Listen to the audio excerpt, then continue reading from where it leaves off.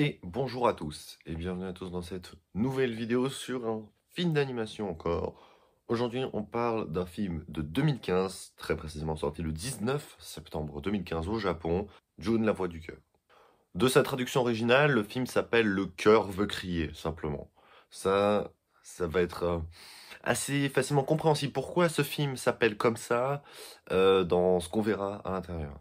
Ce film est réalisé par Tatsuyuki Nagai. On n'a jamais parlé de lui encore sur la chaîne et ce créateur a commencé sa carrière en tant que réalisateur en 2006 avec la partie 2 de Honey and Clover. Mais c'est pas pour cet animé qui est très connu. Deux animés majeurs sont à noter dans sa carrière. Le plus récent, c'est Mobile Suit Gundam Iron Blooded Orphans entre 2015 et 2017. Et l'un qui nous intéressera aussi un petit peu parce que l'équipe de production est exactement la même entre cet animé de 2011 et ce film d'animation de 2015, dont on va parler aujourd'hui. Et dans l'ambiance générale de cet animé, c'est assez ressemblant à ce qu'on va voir dans le film, c'est Anohana. Anohana, c'est donc cet animé de Tatsuyuki Nagai qu'il avait fait en 2011. Et il y a peut-être des points communs entre le milieu scolaire, les souvenirs, un renfoulement sur soi-même. Il y a pas mal de points communs, un peu généraux, etc. Dans l'ambiance aussi générale qui est entre quelque chose d'optimiste, mais aussi d'assez triste et pesant. À Nohana, il y a aussi ce côté-là. On a un porteur d'espoir et d'optimisme, mais d'un autre côté, il y a quand même une ambiance assez sombre derrière l'animé. Et dans ce film d'animation de 2015, on est exactement dans la même ambiance. De telle manière qu'à la fin de Youn, la voix du cœur, vous êtes un peu tiraillé entre plusieurs émotions. Entre le côté de satisfait de la fin, c'est cool, ça finit bien, on est heureux, etc. pour nos personnages, mais en même temps, le chemin a été compliqué, il y a des choses encore pas résolues, donc on se dit, ça va pas être simple quand même pour ce personnage, il y a des frustrations aussi pour ces personnages-là. Ça finit pas, ouh, super, tout le monde est content et tout le monde se tient par la main. C'est pas tout à fait ça qui se passe. De telle manière que ce film dépeint assez bien finalement les relations humaines. Et Anohana, en 2011, a fait exactement la même chose, mais dans un animé. Donc, là où on peut reconnaître le talent de Tatsuyuki Nagai, c'est surtout dans la réalisation et la mise en scène de ces personnages, évidemment aidés par les scénaristes et tout ça, pour créer un univers qui va nous marquer, pas parce que c'est épique, incroyable, il y a des combats de fou, parce qu'effectivement c'est pas trop l'esprit de ce genre d'animé, ou de film d'animation, mais on est vraiment sur quelque chose de simple, de posé, mais qui va aussi appuyer sur des éléments un peu dramatiques, tristes, mais c'est tellement peu exagéré que finalement ça s'attache à une certaine forme de réalisme, de telle manière que cette histoire, elle peut parler à pas mal de gens, mais vraiment à beaucoup, beaucoup de gens. Et c'est peut-être pour ça que ce film arrive à toucher en plein cœur. Et on va tout de suite rentrer dans le détail de ce film. Mais avant toute chose, il faut préciser que Monsieur Nagai, c'est sa première réalisation dans un film d'animation long métrage. Il n'avait jamais fait avant. Il en fera d'autres après, dont en 2019, le film qui s'appelle Air Blue Sky, qui est pas aussi bien que celui-là, en 2019, parce que on est beaucoup moins sur l'esprit dramatique là-dedans. On est clairement plus sur de la comédie romantique, donc c'est quelque chose d'un peu plus léger, on va dire. C'est pour ça que ça marche moins bien. Enfin, ça laisse un peu sur le fin par rapport à Yoon, justement. Et on attend son troisième film d'animation qui sort aujourd'hui, qui sort cette année, en 2024, qui s'appelle Fulelu. On a très peu d'informations pour l'instant sur lui, en tout cas je me suis pas vraiment renseigné sur la question, mais le film n'est pas encore sorti au Japon, donc peut-être que ce film fera partie de ceux qu'on parlera sur la chaîne, mais bon, il faudrait déjà que je le voie. Par exemple, Air Blue Sky, je l'ai vu, mais je pense pas qu'il y a rien à dire, mais c'est pas un film qui me touche ou d'une quelconque manière pour que j'ai envie d'en parler, alors que Yoon, vraiment, il est spécial ce film quand même, Yoon, la voix du cœur, il a quelque chose qui le rend puissant, vraiment. On part du coup avec le personnage de Yoon, et ce qui est très fort dans le film, c'est que dans ces quelques minutes, entre du coup le début du film et la présentation du titre du film, il se passe beaucoup de choses, et surtout beaucoup d'émotions. Alors c'est surtout des émotions assez tristes, hein, c'est pas des émotions super cool, on va dire, mais on a d'abord l'innocence d'une petite fille, Yoon, qui se voit comme une princesse dans un château avec un prince charmant, conte de fées, etc. À ce moment-là, je sais pas quel âge elle a, Yoon, en ce moment-là, mais c'est bien avant la temporalité principale de l'histoire, où là, je dirais que Yoon a, allez, 15 ou 16 ans, quoi, ou 14 peut-être, je sais, enfin 15-16 ans, je dirais, voilà, ils sont quand même au lycée, donc je dirais au moins 16 ans, peut-être plus.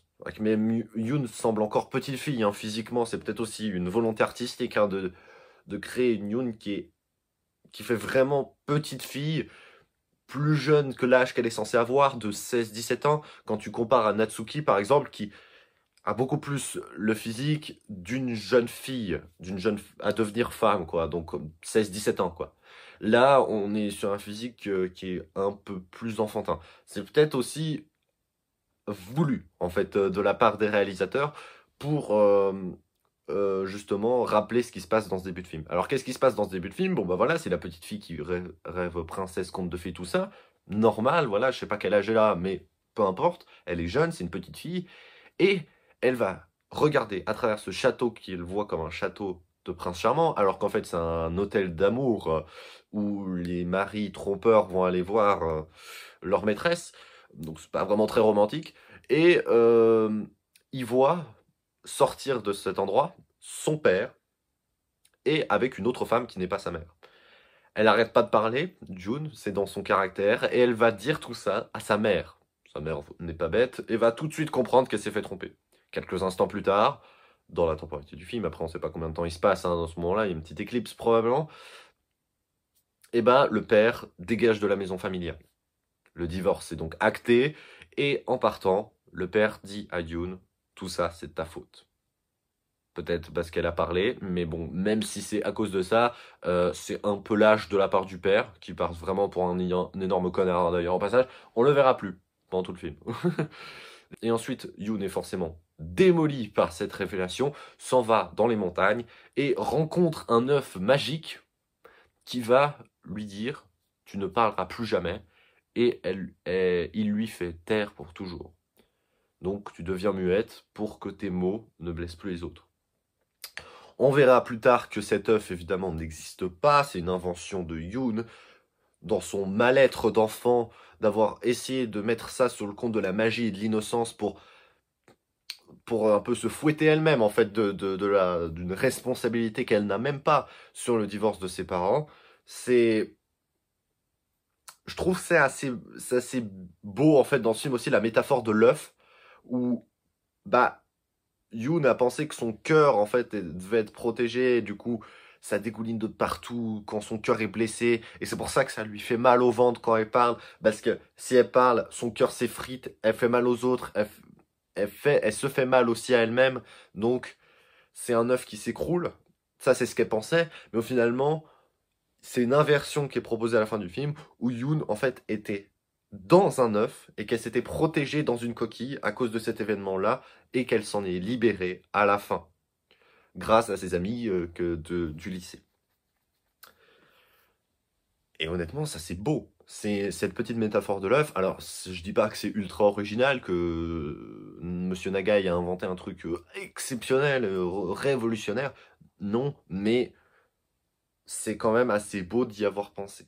Juste après le titre, on va voir un gars qui descend sur un vélo. Alors, cette scène, on sait pas à quel moment il s'appelle ce gars, ce sera en l'occurrence Takumi. Ce qui est intéressant, c'est que, ça m'a fait un peu rire, c'est qu'il écoute une musique qui est de Galileo Galilei. Pour ceux qui ne le sauraient pas, Galileo Galilei a fait la chanson Aoi Shiroi, qui est l'opening de Anohana.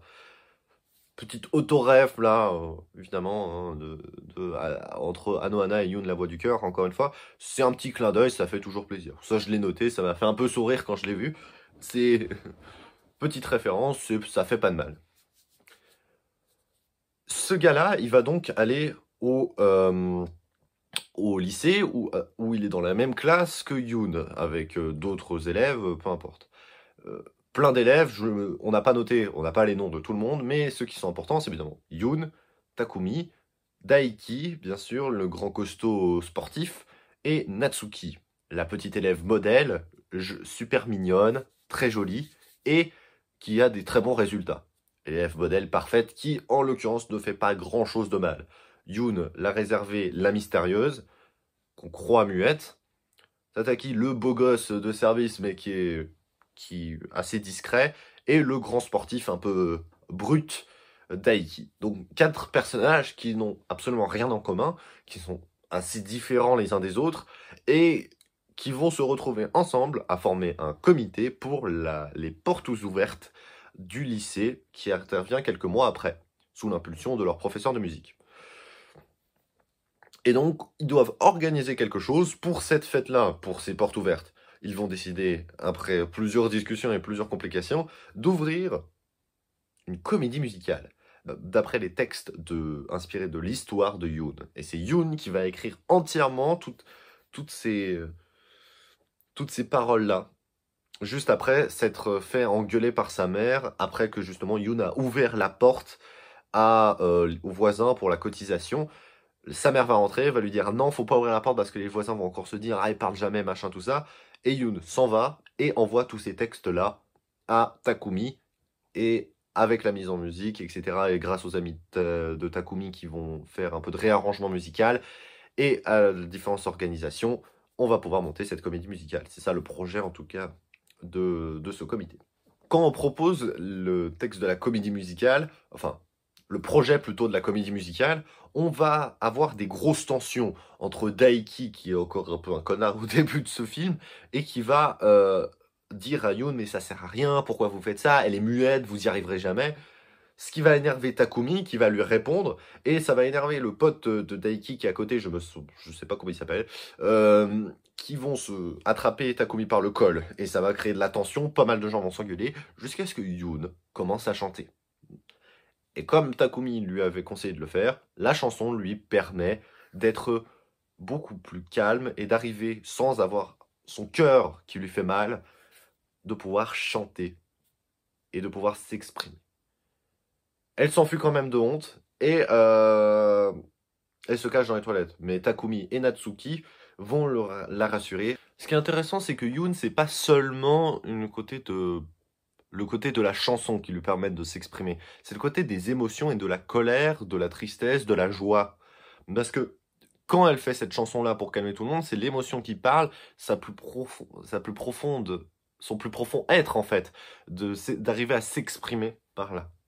Plus tard dans le café, quand Daiki va les rejoindre et que Daiki va commencer un peu à réaliser qu'il s'est pas bien comporté avec pas mal de gens, avec Yoon dans la classe tout à l'heure, et aussi avec ses coéquipiers de l'équipe de baseball plutôt, il va aller au café pour retrouver Natsuki, Takumi et Yoon, et donc il va y avoir les coéquipiers de Daiki qui vont parler derrière son dos, ce qui va lui faire réaliser quelque chose d'assez grave, c'est que il est insupportable en fait, et que il doit changer. Il va du coup s'excuser plus tard auprès de ses coéquipiers, mais aussi auprès de Yoon un peu plus tard. À ce moment-là, dans le café, Yoon va aussi s'énerver. Elle va rentrer en colère et ça va pas lui faire mal au ventre, jusqu'à ce que Takumi lui dise « Mais attention, ça peut te faire mal, etc. » Et quand il lui dit ça, Yoon s'en rend compte et commence à avoir mal. Comme si, quand elle était sous l'impulsion de la joie, de la colère, de la tristesse, enfin d'une émotion, elle arrive à s'exprimer pleinement. Sinon, elle se matraque elle-même à ne pas pouvoir parler normalement, dirais dans un discours fluide et normal, sans le coup des émotions. Et quand elle est sous l'émotion, elle se laisse embarquer. Ce qui est peut-être du coup, à ce moment-là, dans le café, peut-être le premier indice sur le fait que l'œuf, cette histoire d'œuf magique qui lui a lancé un sort, une malédiction, c'était une invention d'elle, petite fille. Ce sera révélé et confirmé plus tard, mais là, c'est peut-être le premier indice qui le laisse à le penser, c'est ce passage dans le café. Daiki, du coup, change complètement de comportement et va même aider et proposer dans le comité, revenir dans le comité pour aller pour Yoon, pour tout le monde, et de fédérer toute la classe pour Yoon, pour pouvoir créer ce fameux spectacle en un seul mois, avec toutes les musiques à faire, les textes, les répétitions, les décors, costumes, tout ça, mettre en place cette comédie musicale en un seul mois. Et toute la classe va se donner arrache-pied pour Yoon. Et ça, c'est magnifique. Parce que Yoon, voilà, c'est une personne qui est très discrète, on la pensait muette, elle n'arrive pas à s'exprimer. Donc finalement, c'est une fille qui dessine et écrit beaucoup dans son carnet. Elle est très réservée et très mise de côté dans la classe. C'est qu'on pourrait se dire, en fait, qu'est-ce que les autres ont quelque chose à foutre de Yoon, en fait. C'est là que on est dans l'optimisme. Je disais au début de vidéo qu'on est entre l'optimisme et le côté un peu triste. Ben là, on est vraiment sur le côté de l'optimisme là-dedans. Parce qu'on a vraiment une classe fédératrice autour de Yoon, grâce évidemment à l'aide de Daiki hein, dans ses discours, mais aussi de Takumi. Et également de Natsuki aussi, hein, qui a aussi son petit rôle.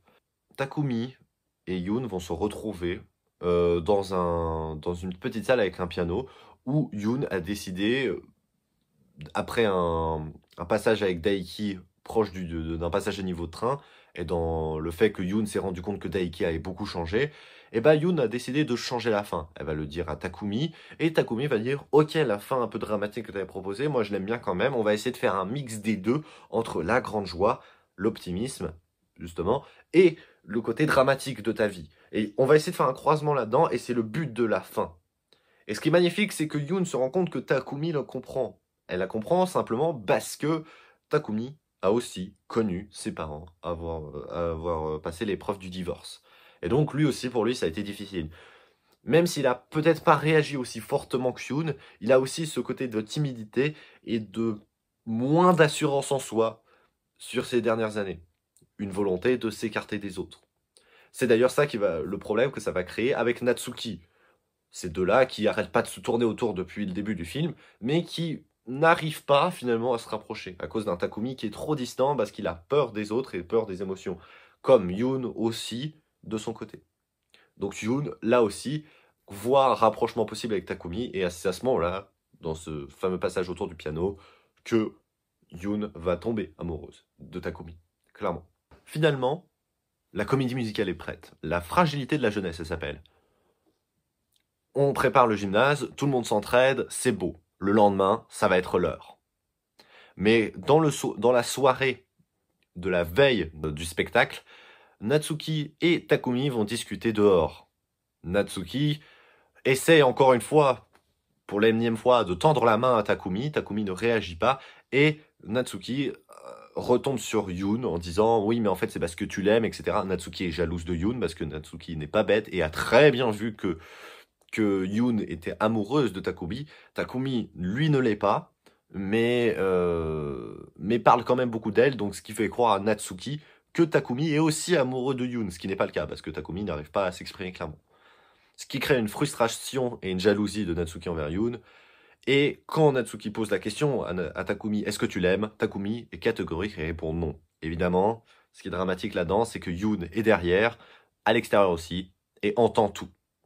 Ce qui va la briser définitivement et la rendre folle de chagrin. Elle va s'effondrer sur une route en rentrant chez elle, avec le retour de ce fameux œuf magique qu'elle a toujours inventé au passage, hein, qui va lui défoncer le cœur encore une dernière fois. Et là, Yoon est vraiment très mal en point. Le lendemain arrive, c'est le grand jour, mais Yoon n'est pas là. Elle s'est cachée. On ne la trouve pas, personne ne la trouve, elle n'est pas au lycée. On envoie du coup Takumi pour aller la chercher.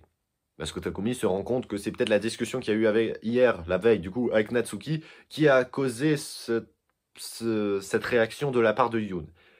Il va du coup la chercher pendant que les autres vont essayer de sauver les meubles dans la présentation.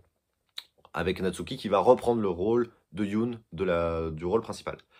La mère de Yoon arrive pour la présentation, le grand spectacle, mais elle voit pas sa fille, ce qui va la rendre triste, etc.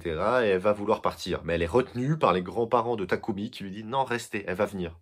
Pendant ce temps, Takumi est à la recherche de Yoon et va la retrouver dans le fameux château où son père avait trompé sa mère, qui a été abandonné depuis 1 an.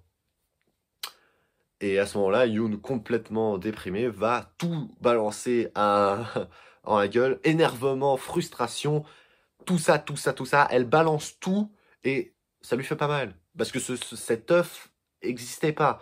Et à travers cette scène, en fait, la métaphore de l'œuf se met quand même en place parce que là, donc un œuf figuratif, parce que là, Yoon s'extrait de son œuf, s'extrait de sa coquille en balançant tout sur Takumi. Et Takumi accepte tout ça et encaisse tout.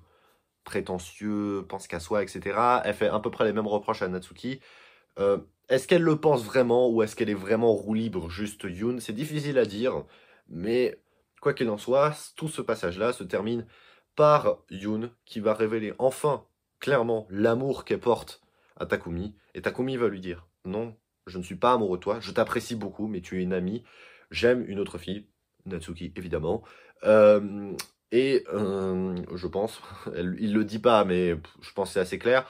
Et Yoon accepte de prendre la main de Takumi et d'aller direction le spectacle. On est quasi à la fin quand ils arrivent et Yoon va arriver depuis l'arrière de la salle dans une petite toge bleue un peu. Et elle va arriver sur scène aux côtés de Natsuki, ce qui va faire double rôle de principal. Et les deux vont terminer le spectacle ensemble avec tous les autres pour le grand final. Ce qui va créer cette fameuse double fin que Takumi voulait entre la tristesse et l'optimisme. Laquelle représente quel point, ça c'est assez difficile à dire, mais en vue de la chanson de Yoon quand elle arrive, je dirais que l'optimisme et la renaissance est plus du côté de Yoon. Et ensuite, Natsuki représenterait plutôt ce côté de tristesse. Mais après, finalement, la fin générale et toute l'émotion qu'il y a autour de Yoon, tout le monde la félicite d'être là, tout le monde est content, tout le monde est heureux de la voir, et la classe est fédérée autour d'elle, encore une fois, pour ce grand final qui rend la bataille finale où l'optimisme et la beauté de vivre a remporté le match sur la tristesse et la déprime que Yoon avait pendant tout le film. Donc ça, c'est une victoire, et finalement le film finit bien. Moi, j'avais peur à un moment que le film bascule dans l'autre sens. Parce que l'ambiance est tellement pesante entre Yoon et Takumi, dans ses émotions qu'elle ressent, dans ce que Yoon a vraiment au plus profond d'elle-même, le film aurait pu partir complètement dans l'autre sens et termine de façon complètement dramatique. C'est-à-dire vraiment avec une mort hein, à la fin. Ça aurait pu finir comme ça. Hein. Alors c'est rare dans les films d'animation japonais qu'on arrive à des côtés extrêmes de mort dans des films comme ça. C'est quand même assez rare dans les films slice of life, romance, tout ça, dans le milieu scolaire. Ça reste rare, mais ça peut arriver. Et le film aurait pu terminer comme ça, aurait pu choisir en fait son autre facette à mettre en avant. Et finalement, c'est l'optimiste qui a pris le dessus, l'optimisme et tout ça. Mais ça aurait pu être la tristesse, le désarroi, et on aurait pu terminer la séquence avec Takumi qui va chercher Yoon, et Yoon qui met fin à ses jours, depuis le haut d'une tour ou je sais pas quoi, pendant que Takumi arrive. Ça aurait pu être une fin qui aurait pu tenir la route.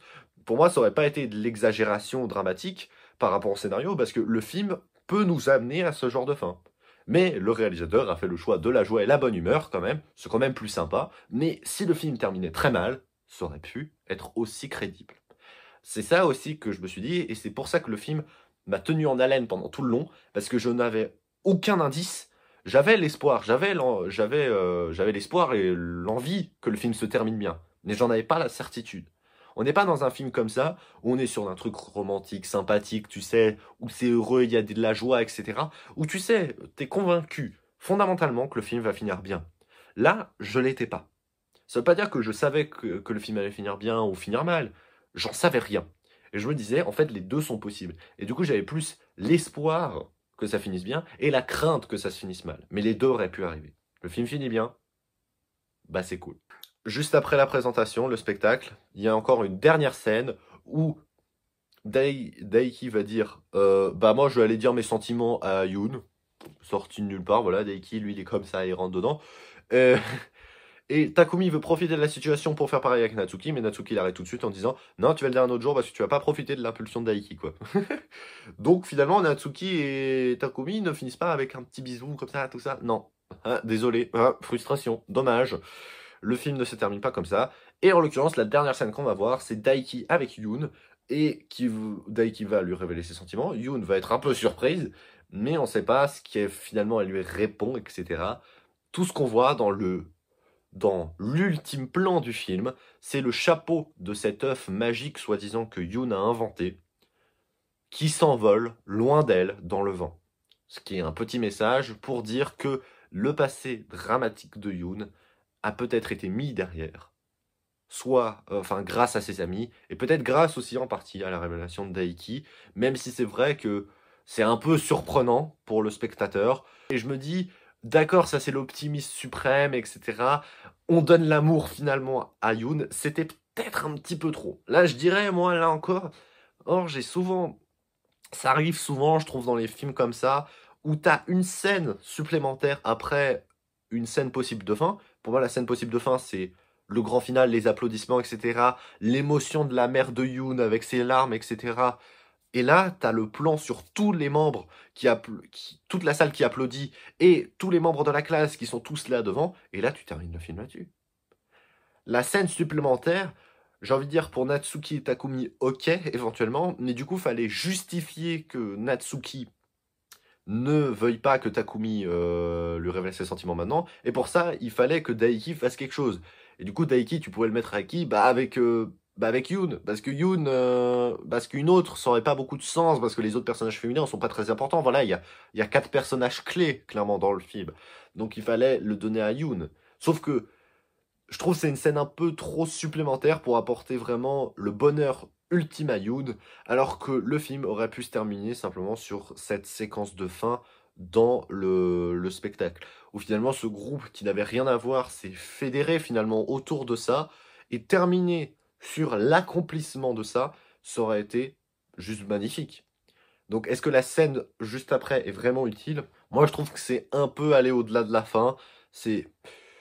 Mais bon, encore une fois, moi, ce genre de truc, je vais pas en tenir beaucoup rigueur pour la critique d'un film parce que ça dure pas longtemps. Et en l'occurrence, juste après ça, juste après cet envol du petit chapeau, le film se termine. Et c'est générique de fin. Donc, voilà. Au pire, c'est pas si grave. Et donc, sur ce film magnifique, moi, j'ai envie de dire qu'il faut le voir. C'est, pour l'instant, en même temps, il en a fait que deux. De loin, le meilleur film de Tatsuyuki Nagai. Clairement le meilleur par rapport à Air Blue Sky qui est pas aussi bien. On verra Feu les loups qui sort cette année. Mais pour l'instant, c'est clairement le meilleur. C'est un réalisateur qui est pas très connu parce que, ok, il y a Anohana qui est assez connu et Mobile Suit Gundam. Et Mobile Suit Gundam, Iron Blooded Orphans, c'est dans l'univers Gundam. Donc, même si l'anime est très bien, c'est, je pense pas non plus le meilleur des animés Gundam. Ça fait partie des bons, des très bons, mais c'est peut-être pas le meilleur. Donc finalement, c'est pas un gars qui est très connu, il n'a pas fait beaucoup de très grands films, et finalement ce film-là d'animation long métrage, c'est son seul grand film pour l'instant qu'il a fait.